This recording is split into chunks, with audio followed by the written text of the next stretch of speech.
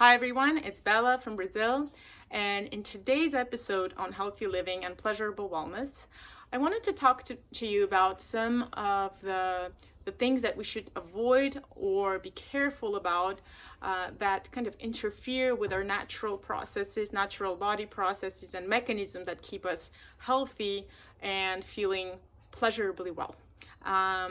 Now, what I'm referring to is some substances that we consume or put on our body, on our skin, that directly interfere with our natural processes in the body, either in keeping its equilibrium, creating its immune responses, or feminine, female cycles that we experience on a monthly basis.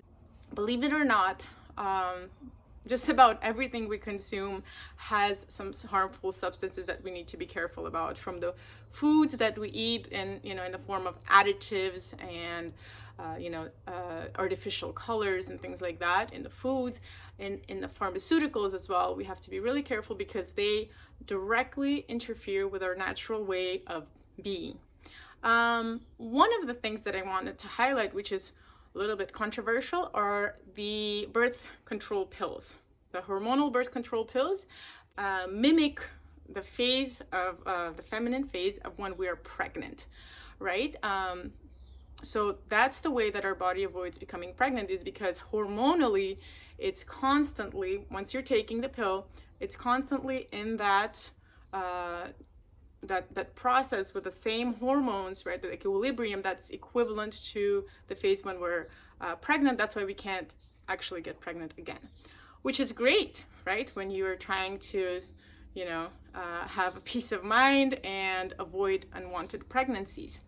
But studies show that what happens when you take these pills, and you obviously completely are kind of disengaging yourself from the natural feminine cycle, ovulation, menstruation, and all the phases in between, which, to some of you might seem like a wonderful thing, but there are some issues related to that, and health issues that I'm not going to get into today. That's something that's widely available. You can research about those and make your decisions accordingly. But in terms of seeking out pleasure and a natural way of interacting with the world, here's what the hormones do to us. So studies actually have shown that when we get married to someone while we're on the pill, and then we go off the pill, the guy that we were really attracted to as, now the husband that we married, without the pill, we're not attracted to him anymore. Why is that? Because when we're on this pill and we're in our body is in that pregnancy mode, the type of people that we're naturally attracted to are the ones that are most genetically similar to in their genetic makeup. So like our brothers and father, and people who can help us protect our offspring, right? But when, in reality, when we're seeking a future partner or someone that we're going to, copulate with and create offspring, normally we would seek someone that has the genetic makeup that's most diverse from ours, so the opposite from ours, so that we can create the perfect offspring with all the different gene pools that can protect him from all kinds of diseases and things like that, to create a viable offspring. And so what happens is, if we are on a pill, we are attracted to the wrong type of men, so to speak.